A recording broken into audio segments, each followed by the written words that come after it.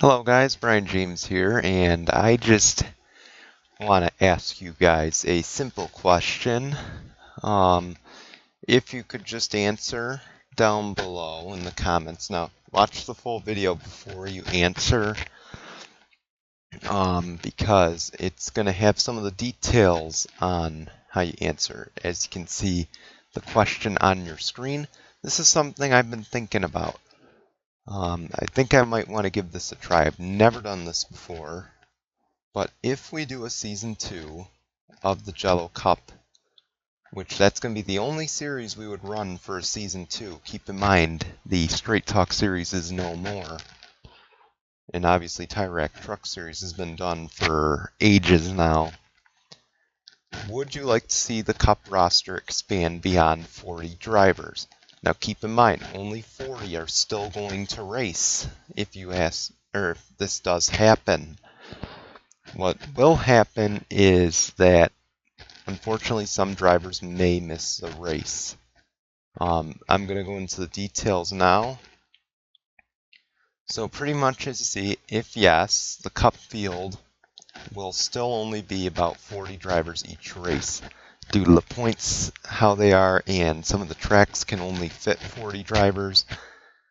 Ultimately, I just want to keep it there, keep it a little realistic. The top 33 in the owner's points will be locked in. Obviously, the Season 1 top 33 are locked in. And I will show you that, guys, that if I do a Season 2. So just wait and see on that. The Champions Provisional can also be used, so Luis Hernandez is your past champion. Sorry if you didn't watch the season finale, but you should have watched it by now, unfortunately. But the Champions Provisional, like in what was the Sprint Cups, or when the Sprint Monster Energy Cup Series was based on owner points, you can only use it a max of 6 races. Same in this series, you can only use it a max of 6 races. And then any driver who DNQs. So here's the thing. So since I don't want to just, hurt anyone who misses the race, they will still receive last place points. And another thing I should add, and I'm going to add one more thing on there.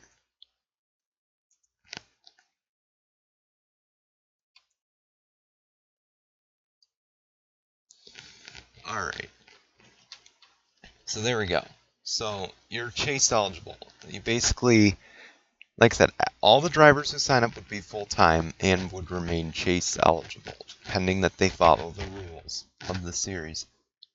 And how would we determine who makes the race and who misses it? So at the beginning of each race, we will do a 5-minute group knockout qualifying. This will be basically a practice session, and the top 7 would advance to the race if Luis Hernandez is one of the go or go homers. Obviously, there would only be 6 spots available, but he would still have to try and qualify his way in. And then they'd advance to the main qualifying session, which you guys will not ever probably see because I do it completely random, as you guys can tell. So that would be what it is before each non-restrictor plate race. Any mile and a half, the speedways, short tracks, road courses, that's the way it would be. Actually, I don't know about the road courses. We'll see. It might be 10 minutes at the road courses, just because some of them are really big, and it's a little tough to get around in 5 minutes. We'll see, though. Restrictor plates in the Brickyard would feature heat races, most likely. Now, the 500, I don't know what I'm doing as far as qualifying goes for that. So, if I return for Season 2, obviously. And then another thing I should put down is, you guys know that I'm uncertain so far. The results from the poll that I'm doing on this channel is not going to impact whatsoever whether or not I return for Season 2. It will never ever impact that. I'm not going to let the results of a poll dictate whether or not we do a second season. And shoot, there's something else I wanted to add.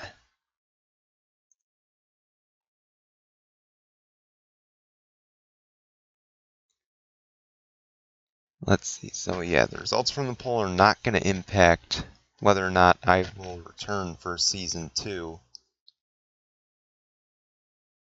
I believe that's it. I don't know.